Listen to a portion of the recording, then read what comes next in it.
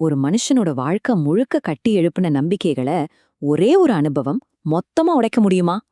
அறிவியலையும் தர்க்கத்தையும் மட்டுமே நம்பி வாழ்ந்த ஒருத்தரோட உலகத்தை விளக்கவே முடியாத ஒரு உள்ளுணர்வால் தலைகீழ மாத்த முடியுமா? வாங்க, கள்ளம் ராமிரெட்டியோட இந்த ஆச்சரியமான பயணத்துல இதுக்கான பதில தேடலாம்.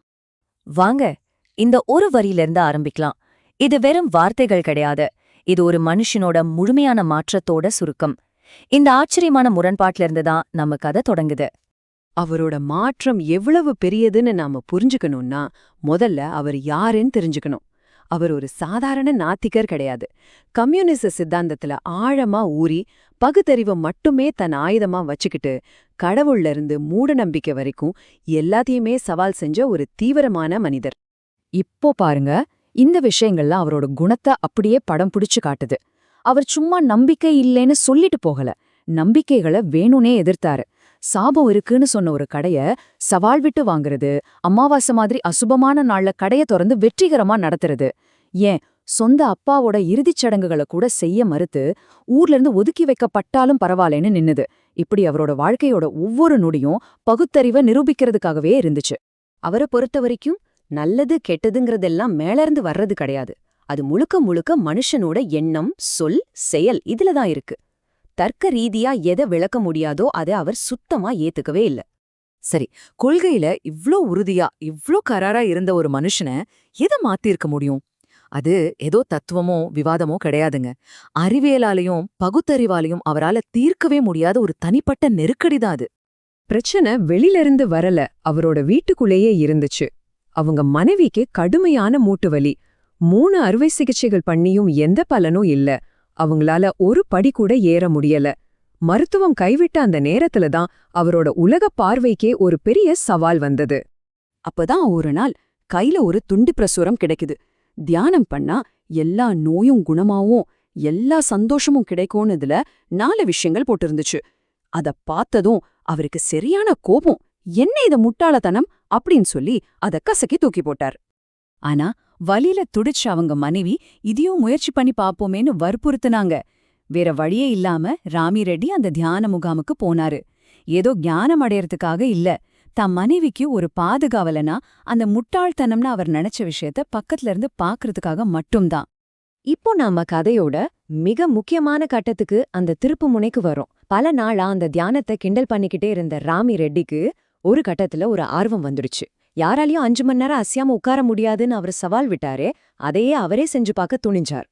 3 மணி நேரத்துக்கு மனசுக்குள்ள ஒரே குப்பா, பழைய கோவம், கவலைன்னு ஒரே இரைச்சலா இருந்துச்சு. ஆனா 4வது மணி நேரத்துல திடீர்னு எல்லாம் நின்னுடுச்சு. மனசு ஒரு வெத்து காகிதம் மாதிரி ஆயிடுச்சு. அடுத்த கணம் அவருக்குள்ள இருந்து ஒரு அணை உடைஞ்ச மாதிரி கட்டுப்படுத்தவே முடியாத ஒரு பேரின்பக் இருப்பு வெடிச்சு சிதறியது. அது ஒரு பிரம்மானந்தம். அவர் அது வரைக்கும் வாழ்க்கையில அனுபவிச்ச எந்த சந்தோஷத்தையும் விட பல மடங்கு உயர்ந்த ஒரு உணர்வு. பாருங்க, இந்த ஒரு தனிப்பட்ட அனுபவம் அவரோட பல வருஷ பகுத்தறிவு கோட்டையே உடைச்சிடுச்சு. இது அவர் படிச்ச தத்துவம் இல்ல, அவரால மறுக்கவே முடியாத அவர் உணர்ந்த ஒரு பேருண்மை. சரி, அந்த துண்டு பிரசுரத்துல இருந்த பாயிண்ட் பேரின்பம் இப்போ நிரூபிக்கப்பட்டிடுச்சு.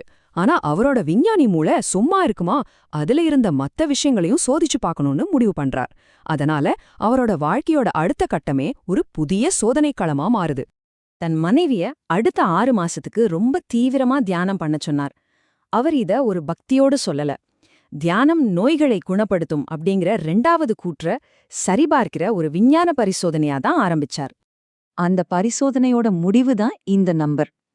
6 மாசத்துக்கு அப்புறம் ஒரு படி கூட ஏற முடியாம கஷ்டப்பட்ட அவரோட மனைவி ஒரு கோவில்ல இருந்த 620 படிகளையும் எந்த சிரமமும் இல்லாம ஏறி முடிச்சாங்க. இப்போ 2வது கூற்றும் நிரூபிக்கப்பட்டது. இப்போ 2 விஷயங்கள் நிரூபிக்கப்பட்டுடுச்சு. அடுத்தது அந்த துண்டு பிரசுரத்துல இருந்த 3வது விஷயம், மன உறுதியின் சக்தி. அத சோதிக்க அவர் தன் வாழ்க்கை முழுக்க இருந்த ஒரு பெரிய பயத்தை எதிர்கொள்ள முடிவு செஞ்சாரு. அதுதான் தண்ணி மேல இருந்த பயமும் நீச்சல் தெரியாததும். தன்னோட 60வது வயசுல பல மாச பயிற்சிக்கு பிறகு அவர் ஒரு பொது அறிவிப்பை வெளியிட்டார்.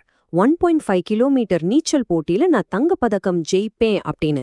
அவர் சொன்ன மாதிரியே அந்த போட்டியில தங்கம் ஜெயிச்சு மன உறுதியோட சக்தியையும் நிரூபிச்சு காட்டினாரு. இப்போ அவரோட பயணத்தோட இறுதிக்கட்டத்துக்கு வந்திருக்கோம். ஒரு சந்தேகவாதியா ஆரம்பிச்சு ஒரு குருவா மாறுற முழுமையான மாற்றம். மன உறுதி, உண்மையான ஞானம்னு அந்த பிரசுரத்துல இருந்த கடைசி 2 கூற்றுகளும் அவரோட சொந்த வாழ்க்கையிலேயே நிரூபிக்கப்பட்டப்போ அந்த மாற்றம் முழுமையடைஞ்சது. பாருங்க, அவரோட பயணம் ஒரு முழு வட்டத்தை நிறைவு செஞ்சிருக்கு. ஒரு காலத்துல ஆன்மீகத்தை கேலி செஞ்ச அதே மனுஷன் இன்னைக்கு தான் சொந்த நிலத்தையே கொடுத்து மத்தவங்களும் இந்த உண்மைகளை கண்டுபிடிக்கணும்னு மானச சரோவரம்ங்கிற ஒரு பிரம்மாண்டமான தியான மையத்தை கட்டியிருக்காரு. இந்த மாற்றம் எவ்வளவு ஆழமானதுன்னு சொல்ல இந்த ஒரு வரியே போதும். குரு பத்ரிஜியோட மிகப்பெரிய விமர்சகரா இருந்தவர் பின்னாடி அவரோட பிரிக்க முடியாத ஆன்ம நண்பரா மாறிட்டார். எதை தவறுன்னு நிரூபிக்க கிளம்பினாரோ அதுக்கே ஒரு வாழும் உதாரணமா அவர் வாழ்க்கை மாறிடுச்சு. கடைசியா அவரோட குருவோட இந்த வார்த்தைகளோட முடிக்கலாம். ராமரெட்டியோட கதை வெறும் தியானத்தை பத்தி மட்டும் இல்ல.